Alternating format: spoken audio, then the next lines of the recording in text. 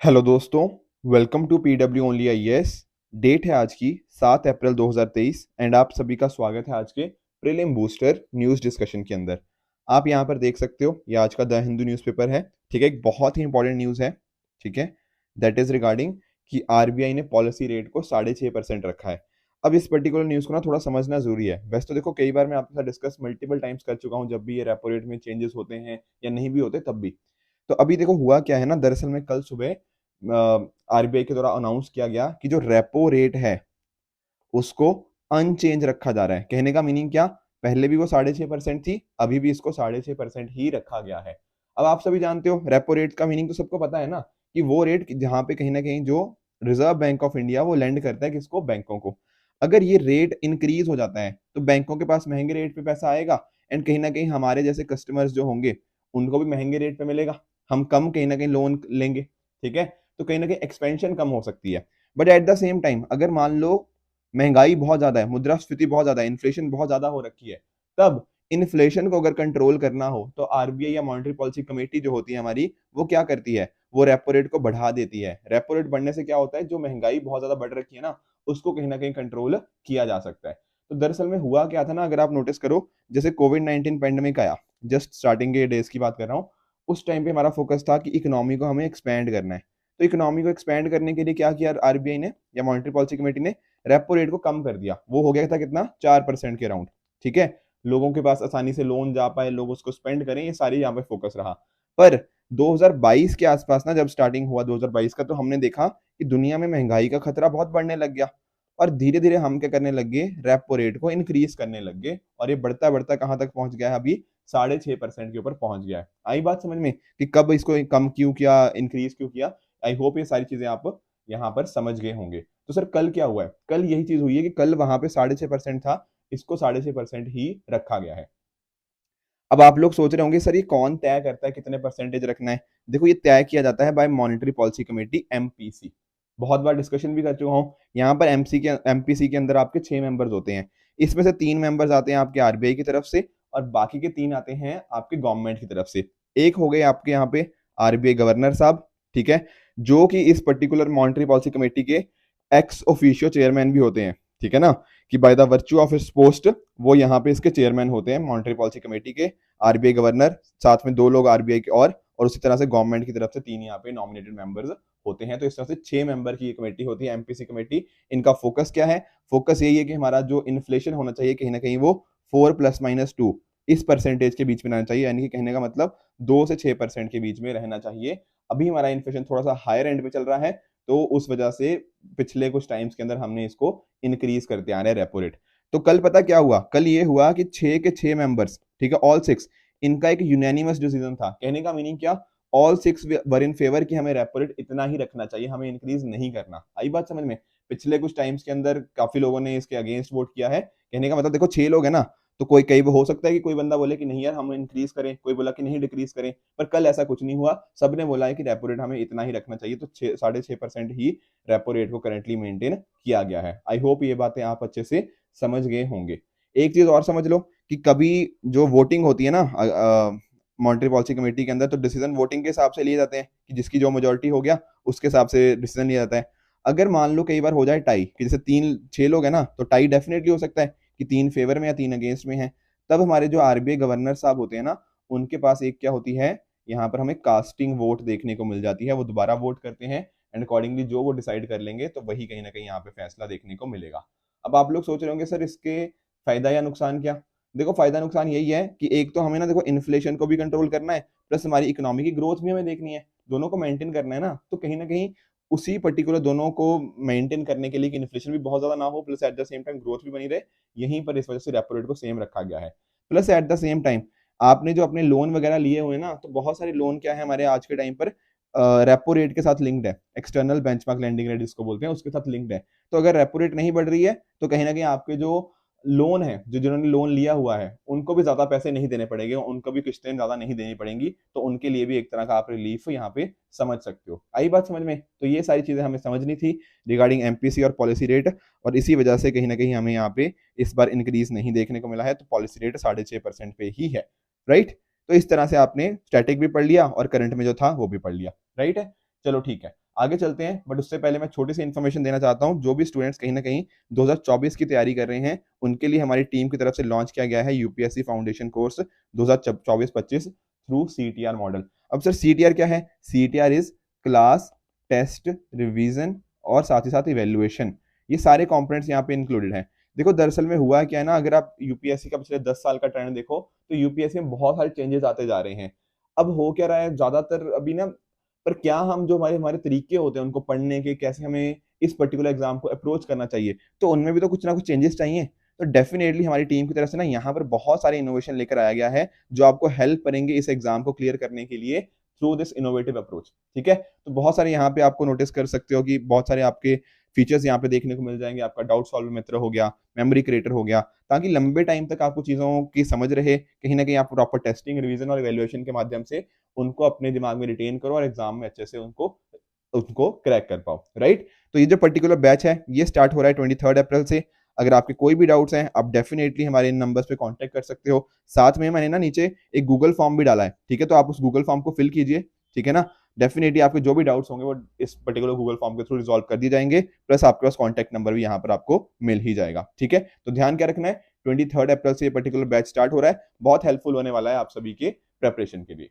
Right, चलिए आगे चलते हैं। और कल मैंने आपको होमवर्क दिया था नथुला के बारे में। अब सर होमवर्क ना मैंने इसलिए दिया था क्योंकि एक दो दिन से न्यूज में था। देख लेते हैं सर क्यों न्यूज में था। देखो दरअसल में हुआ क्या है ना कि 7 टूरिस्ट की डेथ हो गई है और बहुत सारे लोग इंजर हुए हैं जब एक अवलांच इस पे यहाँ पे नथुला रोड पे हमें देखने को मिला। तो थोड़ी हमें लोकेशन हमें यहाँ पे समझ लेनी चाहिए। तो देखो यहाँ पर आप नोटिस करो, ये है इंडिया और यहाँ पर आपको चाइना दूसरी साइड देखने को मिल जाएगा। तो ये एक तरह का माउंटेन पास है। ठीक है, किसके बीच में? हिमालयास के दोंकिया रेंज में हमें देखने को मिलेगा। एक साइड पे आपको तिब्बत देखने को मिलेगा जो चाइना का ही पार्ट है अब तो। ठीक है ना, जो चाइना का तिब्बत ऑटोनोमस रीजन हो गया, और दूसरी साइड आपको सिक्किम जो इंडिया का पार्ट है वो देखने को मिल जाएगा। तो इन दोनों को कनेक्ट करता है Sikkim to China Tibet autonomous region. ये ओल्ड सिल्क रूट पे आपको देखने को मिल जाएगा and this is one of the highest motorable roads in the world. ध्यान रखना, मैंने हाईएस्ट नहीं बोला, वन ऑफ द हाईएस्ट बोला है। ठीक है, तो फर्क होता है दोनों के अंदर। तो आई होप ये चीज आप समझ गए होंगे। ठीक है, तो आप नोटिस करो कि नथुला जो है ना, it is one of the 3 open trading border post between India and China. कहने का मीनिंग क्या, आप यहाँ पे ट्रेडिंग कर सकते हो। ठीक है, मैं समझाता हूँ। देखो एक तो है हमारे यहाँ पे शिपकिला, आपको पता होगा शिपकिला कहाँ पर है?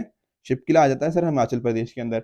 उसी तरह से आपको लिपू लेक के बारे में पता होगा। ठीक है, तो बहुत ही फेमस है, उत्तराखंड में देखने को मिलता है। राइट, उसी तरह से नाथुला, ये 3 इंडिया और चाइना के बीच में ओपन ट्रेडिंग की बॉर्डर पोस्ट है। ठीक है, यहाँ पर आप सामान खरीद बेच सकते हो। ये 3 आपको बॉर्डर पोस्ट का अच्छे से पता होना चाहिए। ठीक है, तो ये जो पास है ये कनेक्ट करता है कालिम्पोंग और गैंगटॉक को विलेजेस के साथ लोअर चिम्बू वैली के। तो ये भी आपको पता होना चाहिए। साथ में आप नोटिस करो कि 1962 की जो इंडिया चाइना की वॉर हुई थी ना, उसके बाद इसको सील कर दिया गया था। फिर 2006 में वापस यहाँ पे ओपन कर दिया गया।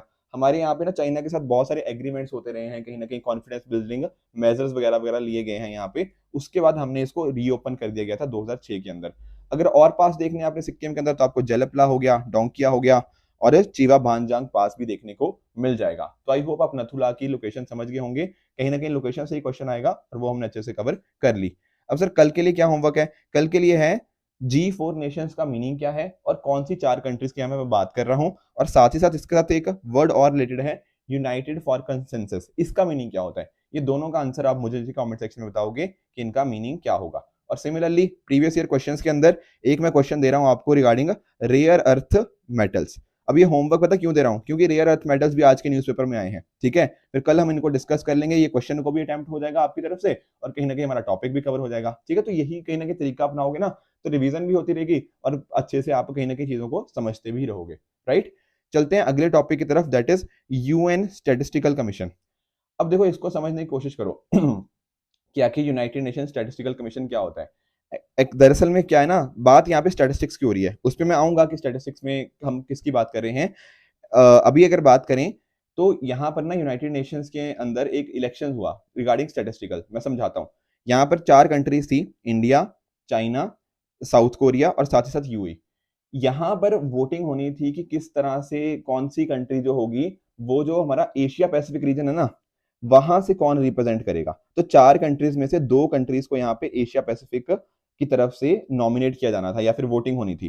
तो यहाँ पर हुआ क्या है कि इंडिया को यहाँ पे हाईएस्ट वोट्स मिली हैं, इंडिया को 46 वोट्स मिली हैं आउट ऑफ टोटल 53 कंट्रीज। उसी तरह से चाइना, साउथ अफ्रीका को भी, अदरवाइज साउथ कोरिया सॉरी, इनको अलग अलग वोट्स मिली हैं, वो हमारे ध्यान में रखने की जरूरत नहीं है, पर आप समझ गए कि इंडिया को यहाँ पे सिलेक्ट किया गया है। अब आप लोग सोच रहे होंगे सर ये सिलेक्ट कैसे किया गया और क्यों किया गया है। देखो एक्चुअल में ना यूएन के 6 प्रिंसिपल ऑर्गन्स आपको देखने को मिलेंगे।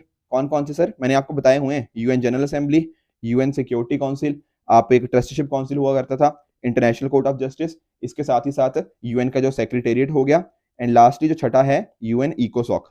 ठीक है ना, तो ये सारे हमने पढ़े हुए हैं। जब हम बात करते हैं इकोसॉक की, इकोनॉमिक एंड सोशल काउंसिल, तो ये जो यूएन स्टैटिस्टिकल कमीशन है ना, वो इसमें आता है। ठीक है, तो एक्चुअल में होता क्या है ना कि यूएन इकोसॉक में आपको टोटल 54 कंट्रीज देखने को मिलती हैं। आज के टाइम पर यहाँ पे टोटल 53 कंट्रीज हैं। तो हुआ क्या, इन 53 कंट्रीज के द्वारा यहाँ पे वोटिंग करी गई ताकि हम देख पाए कि आने वाले टाइम्स के लिए हम कितने, कौन सी कंट्रीज को यहाँ पे चाहते हैं जो कि पार्ट बने किसका, यूएन स्टैटिस्टिकल कमीशन का। आई बात समझ में? तो वोटिंग कहाँ पे हुई है, इकोसॉक के मेंबर्स के द्वारा करी गई है, जो 53 मेंबर्स आज के टाइम पर देखने को मिलते हैं। और इसमें इंडिया का काफी सही रिस्पॉन्स रहा, और उस वजह से इंडिया 4 सालों के लिए, ठीक है ध्यान रखना, इंडिया यहाँ पे 4 ईयर्स के लिए यहाँ पे सिलेक्ट हो गया है। कब से स्टार्ट होगी ये टर्म? जनवरी 1 2024 से। तो आई होप क्या मीनिंग है इसका, कैसे इंडिया को सिलेक्ट किया गया, वो आप समझ गए होंगे। अगर बात करें यूएन स्टैटिस्टिकल कमीशन की, तो इसको एस्टेब्लिश किया गया था 1947 के अंदर, और ये हाईएस्ट बॉडी है ग्लोबल स्टैटिस्टिकल सिस्टम की, जहां पर दुनिया भर के जो चीफ स्टैटिस्टिक्स होते हैं वो साथ में आते हैं। ठीक है, तो जो भी देखो स्टैटिस्टिक्स के रिगार्डिंग काम है, प्रॉपर स्टैंडर्ड्स को मेंटेन करना, वो इसके द्वारा देखा जाता है। ठीक है ना, आप देख रहे हो स्टैटिस्टिक्स के रिगार्डिंग जितना भी काम है वो सारे यहीं पर इसके द्वारा ही देखा जाता है। साथ में आपको मैं एक एग्जांपल देता हूं। जैसे आप कोई एरिया देखो, ठीक है, जैसे मान लो ये कोई एरिया है, अब इस एरिया का नाम क्या होना चाहिए? कोई बोलेगा कि भैया इसको सी ऑफ जापान रख दो क्योंकि ये जापान के पास में है। कोई बोलेगा कि नहीं आप सी ऑफ जापान क्यों कह रहे हो, सी ऑफ रशिया रख दो इसको। ठीक है, तो इस तरह से कई बार ना बहुत सारे लोकेशन के लेके बहुत सारी कंफ्यूजन होती रहती है, या फिर कंट्रीज अपने हिसाब से नाम रख सकती हैं, बट नहीं, हमारा इस यूएन स्टैटिस्टिकल कमीशन का एक काम ये भी है कि जो लोकेशंस होती है ना, उनके जो नाम को एक तरह से हम स्टैंडर्डाइज करें, लैंग्वेजेस में हो गया, कल्चर्स में हो गया, अल्फाबेट्स के अंदर हम इन चीजों को स्टैंडर्डाइज करें। हर चीज को यहाँ पे फोकस है स्टैंडर्डाइज करने का, और यही कहीं ना कहीं इसका काम हमें देखने को मिल जाता है। ये सी ऑफ जापान का एक्चुअल में इशू आ चुका है, ठीक है, मैं इसीलिए आपको बता रहा हूँ। तो इस तरह से बहुत इंपॉर्टेंट काम यूएन स्टैटिस्टिकल कमीशन का हो जाता है। बाकी स्टैटिस्टिक्स के रिगार्डिंग जो भी काम है, कहीं ना कहीं डिफरेंट स्टैटिस्टिकल स्टैंडर्ड्स को सेट करना, उनको एक तरह से इंप्लीमेंट करना, ठीक है ना, नेशनल लेवल पे भी as well as international level पे भी यहीं पे इन सभी का काम है। ठीक है, अब यहाँ देख सकते हो, ठीक है ना, कि कैसे इनको सिलेक्ट किया जाता है कि 24 मेंबर्स होते हैं, 4 आपके एशियन स्टेट से आएंगे, 5 अफ्रीकन स्टेट से, 4 आपके ईस्टर्न यूरोपियन स्टेट से आएंगे, 4 आपके लैटिन अमेरिकन और कैरेबियन स्टेट से, एंड आखिरी जो 7 है वेस्टर्न यूरोपियन और अदर स्टेट से। तो इस तरह से 24 मेंबर्स का यहाँ पे इलेक्शन हमें देखने को मिलता है। ठीक है, हर साल मिल रहा है 1999 के कॉरेस्पॉन्ड आगे से, और किसके अंतर्गत वर्क करता है, ये इकोसॉक के अंदर। ये सारी चीजें हम अच्छे से समझ गए हैं। ठीक है जी, तो काम क्या है इसके देख लो। ठीक है, वैसे तो मैंने बता ही दिए हैं कि किस तरह से ये काउंसिल को असिस्ट करेगा, कि नेशनल स्टैटिस्टिक्स हो गया, कोऑर्डिनेशन हो गया, डिफरेंट ऑर्गन्स को एडवाइस करना है स्टैटिस्टिक्स के रिगार्डिंग, कोई भी इन्फॉर्मेशन के रिगार्डिंग, ये डेफिनेटली यहाँ पे इनके सारे काम बन जाते हैं। तो आई होप आपको यूएन स्टैटिस्टिकल कमीशन क्या है, क्या प्रोसेस रहता है, वो सारी चीजें यहाँ पे समझ आ गई होंगी। अगले टॉपिक की तरफ बढ़ते हैं, that is India justice report. अब सर इंडिया जस्टिस रिपोर्ट क्या है? देखो यहां पर क्या हुआ ना, अभी recently India justice report release करी गई है, जहां कर्नाटका ने टॉप किया है in the delivery of justice. कहने का मीनिंग क्या, अगर देखो जस्टिस को डिलीवर करना है तो पुलिस वहां की कितनी इफेक्टिव है, वहां की जुडिशरी कितनी इफेक्टिव है, प्रिजन्स हो गया और लीगल एड, ये 4 यहाँ पे पॉइंट पिलर्स हैं। आप खुद बताओ ना, आपको न्याय चाहिए, तो न्याय चाहिए के लिए क्या क्या चीजें चाहिए होंगी? एक तो अच्छी पुलिस सिस्टम हो, ठीक है, अदरवाइज कैसे इन्वेस्टिगेशन होगा, कहीं ना कहीं उसको फ्रॉड्स को रोकना हो गया, या सारे जो क्राइम्स है उनको रोकना, ठीक है, उनको इन्वेस्टिगेट करना, उसके लिए पुलिस का बड़ा काम है। जुडिशरी तो ऑब्वियसली है ही है, ठीक है, मतलब जस्टिस, जजेस का काम क्या है, जस्टिस देना। ठीक है, प्रिजन्स हो गया, वहां प्रिजन्स की हालत क्या है, ठीक है, कि ऐसे तो नहीं बहुत ज्यादा अंडर ट्रायल्स है। सिमिलरली लीगल एड का क्या प्रोविजन है, ठीक है, तो ये सारे पिलर्स के बेसिस के ऊपर आपकी जस्टिस डिलीवरी चेक करी जाती है। तो ये जो इंडिया जस्टिस रिपोर्ट है, तो कौन रिलीज करता है? ये रिलीज करी जाती है बाय टाटा ट्रस्ट। ठीक है, स्टार्ट हुई थी 2019 में, और इसका ये तीसरा एडिशन हमें 2022 का देखने को मिल रहा है। तो किस पर्टिकुलर इंडिया की कौन सी स्टेट के अंदर, कौन सी यूटी के अंदर यहाँ पर 4 पिलर्स के ऊपर कैसा काम किया जा रहा है, उसके बेसिस पे ये सारी चीजें यहाँ पे डिसाइड होती हुई हमें देखने को मिल जाती हैं। ठीक है ना, कि बजट्स कितना दिया इन पर्टिकुलर चीजों के ऊपर, कैसा इंफ्रास्ट्रक्चर है, ह्यूमन रिसोर्सेज हैं या नहीं है, ये सारे यहाँ पे चीजें देखी जाती हैं। देखो मेन काम ना इसका, मेन जो ऑर्गेनाइजेशन इसको रिलीज करती है वो टाटा ट्रस्ट ही है, पर उसके साथ में ही दक्ष हो गया, Vidhi centre for legal policy, TISS Prayas, इस तरह की ऑर्गेनाइजेशन भी इसके साथ में ही ये पर्टिकुलर रिपोर्ट को रिलीज करती है। तो सर इस बार की रिपोर्ट में क्या बात करी गई है? इस बार की रिपोर्ट में बताया गया है कि जो कर्नाटका है ना वो टॉप पे आया है। कहने का मीनिंग है कर्नाटका का फर्स्ट रैंक है among the 18 large and mid size states. उसी तरह से तमिलनाडु का आपका सेकंड रैंक, तेलंगाना का थर्ड और उत्तर प्रदेश का रैंक नीचे देखने को मिलेगा आपको, रैंक 18 के ऊपर among all the large and mid size states. तो कहीं ना कहीं वहां पे उत्तर प्रदेश को काम करने की जरूरत है। बात करें देखो 7 स्मॉल स्टेट्स की, ठीक है, जिनकी पॉपुलेशन 1 करोड़ से कम है, तो वहां पर सिक्किम टॉप पे था। ठीक है, तो इस तरह से आपको ये चीजें भी पता होनी चाहिए। इसके अलावा यहाँ पर कि आपके ह्यूमन राइट्स जो कमीशन है, स्टेट ह्यूमन राइट्स कमीशन है, वो कैसा काम कर रहे हैं, उनके लिए भी इन्होंने सेपरेटली एक्सेस किया है। ठीक है, साथ में इन्होंने ये बात नोटिस करी है कि जो हमारी स्टेट्स हैं उन्होंने लीगल एड के ऊपर अपना जो बजट एलोकेशन है ना वो बढ़ा दिया है, पर जो लीगल एड क्लिनिक्स हैं वो कम हो गए हैं। ठीक है, तो इसके ऊपर भी थोड़ा सा ध्यान देने की जरूरत है अगर कहीं ना कहीं हमें जस्टिस को और इंप्रूव करना है। ठीक है, तो ये सारी चीजें आप नोटिस यहाँ पे कर सकते हो कि जो सारी स्टेट्स और यूटीज हैं वो अपना 60% से ज्यादा लीगल एड बजट्स को कंट्रीब्यूट करती हैं, तो ये भी इंपॉर्टेंट हमारे लिए हो जाता है। नेक्स्ट हमारा टॉपिक है बसोली पेंटिंग्स। ठीक है, हो सकता है मैं मेरी प्रोनाउंसिएशन थोड़ी सी गलत हो। ठीक है, तो देखो ये जो पर्टिकुलर टाइप ऑफ पेंटिंग है ना, पहले तो आपको समझना चाहिए कि कहाँ से आ रही है। ये बात कर रहे हैं हम कथुआ डिस्ट्रिक्ट की। कथुआ डिस्ट्रिक्ट कहाँ पर है सर? ये जम्मू कश्मीर की हम बात कर रहे हैं। ठीक है, तो ध्यान रखना बसोली पेंटिंग कोई आपसे पूछे किससे रिलेटेड है, तो जम्मू एंड कश्मीर से रिलेटेड है। वहां से जो कथुआ डिस्ट्रिक्ट है उसने जीआई टैग, जीआई टैग्स तो हम इतनी बार डिस्कस कर चुके हैं। ठीक है, आपके स्टेट्स के मैंने जीआई टैग्स पूछे भी थे आप सभी से, तो जीआई टैग इसको ऑब्टेन हुआ है। और ये पहली बार है जीआई टैग्स की जीआई रजिस्ट्रेशन के अंतर्गत कि जो जम्मू रीजन है ना उसको हैंडीक्राफ्ट के लिए कोई जीआई टैग मिला हो, तो बहुत ज्यादा इंपॉर्टेंट हमारे लिए हो जाता है। आप यहाँ पे ना एक बार पिक्चर देखो इसको, आप इसको देख के, इस पेंटिंग को देख के कहीं ना कहीं आप समझ जाओगे कि क्या पर्टिकुलर चीजें इस पर्टिकुलर एरिया के रिगार्डिंग बहुत ज्यादा इंपॉर्टेंट है। जैसे फॉर एग्जांपल आप नोटिस कीजिए, यहाँ पर मिनिएचर आर्ट स्टाइल बड़ा पॉपुलर है और जो कलर्स है ना काफी विविड है। ठीक है ना, तो जैसे फॉर एग्जांपल स्पेशली मैं अगर बात करूं तो गेरुआ रंग जो होता है, ठीक है, जिसको ऑक्र येलो बोलते हैं, वो काफी यूज किया जाता है। हल्का पीला, हल्का भूरा रंग भी आपको देखने को मिल जाएगा। ठीक है ना, और ये जो पेंटिंग है ना ये जनरली हम पेपर के ऊपर, ठीक है, कोई कपड़े के ऊपर करते हैं या वुड के ऊपर भी करी जा सकती है। और जो फोकस होता है वहां पर हम नेचुरल पिगमेंट्स को यूज करते हैं। आई बात समझ में? डाइस को भी यूज करते हैं और नेचुरल पिगमेंट्स को भी हम यूज यहाँ पे देखने को मिल जाता है। यहाँ पर ना जैसे आप देख भी रहे हो, ठीक है, जैसे लोकल रूलर्स के ऊपर हो सकती है, या फिर राधा कृष्ण जो हो गया उनके रिगार्डिंग हो गया, जो माधव मालती का प्यार की थीम्स हैं उनके ऊपर, भगवत पुराण के ऊपर, इस तरह की थीम्स हमें यहाँ पे प्रोमिनेंट देखने को मिलती है। और ये जो पर्टिकुलर पेंटिंग स्टाइल है ये 17th 18th सेंचुरी में काफी ज्यादा फ्लरिश हुआ, वहां पे जो लोकल रूलर्स थे उनकी पेट्रोनेज के अंतर्गत। और इनको पहाड़ी पेंटिंग्स की पहली स्कूल भी इस तरह से बोला जाता है। थीम्स मैं आपको बता ही चुका हूँ और क्या इनके फीचर्स हैं वो हमने समझ ही गए हैं। अगर आप यहाँ पे नोटिस करोगे ना तो यहाँ पे आपको काफी कॉस्ट्यूम्स के ऊपर काफी ज्यादा फोकस देखने को मिलेगा। साथ में इनकी जैसे आईज है, ठीक है, तो आईज को काफी थोड़ा बड़ा बनाया गया है, फेसेस को थोड़ा स्टाइल ज्यादा किया गया है। ठीक है, तो इस तरह से ज्योमेट्री का भी यहाँ पे ना अच्छे से यूज किया गया है, ब्राइट कलर्स का यूजेज है, और जो ज्योमेट्रिकल पैटर्न्स होते हैं इन सभी का यहाँ पे यूजेज हमें देखने को डेफिनेटली यहाँ पे मिल जाता है। तो ये कुछ इंपॉर्टेंट फीचर्स थे बसोली पेंटिंग के रिगार्डिंग जो हमें अच्छे से पता होने चाहिए थे। अब कल मैंने आपको एक प्रीवियस ईयर क्वेश्चन दिया था माइक्रो बीड्स के रिगार्डिंग। ठीक है, इसको एक बार समझ लेते हैं। देखो पहले हम समझते हैं, आप प्लास्टिक के बारे में तो जानते हो, ठीक है ना, सभी जानते हैं, आई एम वेरी श्योर। एक होता है हमारे पास माइक्रो प्लास्टिक। माइक्रो प्लास्टिक का मतलब क्या है? देखो यहाँ मीनिंग होता है आपके जो छोटे छोटे स्मॉल प्लास्टिक के पीसीज होते हैं जिनका जो साइज होता है ना वो 5 मिलीमीटर से कम होता है। आई बात समझे? माइक्रो का मीनिंग आप जानते हैं छोटा, तो 5 मिलीमीटर से अगर साइज छोटा होता है ना तो उसको हम माइक्रो प्लास्टिक बोलने लग जाते हैं। अब ये जो माइक्रो प्लास्टिक होते हैं ना इसमें अंदर हमें देखने को मिलते हैं माइक्रो बीड्स। कहने का मतलब क्या? बहुत ही छोटे छोटे, जैसे मान लो कि 1 मिलीमीटर से भी जो छोटे हो गया, ठीक है, इस तरह के सॉलिड प्लास्टिक के पार्टिकल्स को बोलते हैं माइक्रो बीड्स। ठीक है, 1 मिलीमीटर से भी जो छोटे होते हैं। अभी जो माइक्रो बीड्स होते हैं ना ये बहुत जगह यूज होते हैं। आप लोग क्रीम वगैरह लगाते हो, जैसे सनस्क्रीन लगाते हो या, ठीक है ना, तो इस तरह की जो कॉस्मेटिक जो प्रोडक्ट्स होते हैं, आपके जितने भी पर्सनल केयर के प्रोडक्ट्स होते हैं उन सभी में ज्यादातर में आपको माइक्रोबीड्स देखने को मिल ही जाते हैं। ठीक है, ये जो भी आपको क्रीम हो गया, इस तरह के पाउडर्स वगैरह भी आप इसके अंदर भी आपको देखने को मिल जाएंगे। तो इनको काफी ज्यादा यूज किया जाता है। इसके अलावा इनफैक्ट इंडस्ट्रीज के अंदर भी कुछ ना कुछ इसका यूज होता है, इंडस्ट्रियल स्क्रबर्स हो गया, तो यहाँ अलग अलग जगह इनका यूज होता है। अब देखो ये बहुत ज्यादा छोटे हैं। ठीक है, अब होता क्या है ना, जो माइक्रो बीड होते हैं वो आपकी नालियों हो गया या किसी इस तरह से, मतलब कहने का मतलब कि आपके पानी के अंदर चले जाते हैं, और पानी के थ्रू जाते जाते ही आपके रिवर्स, आपके कैनाल्स वहां पर चले जाते हैं।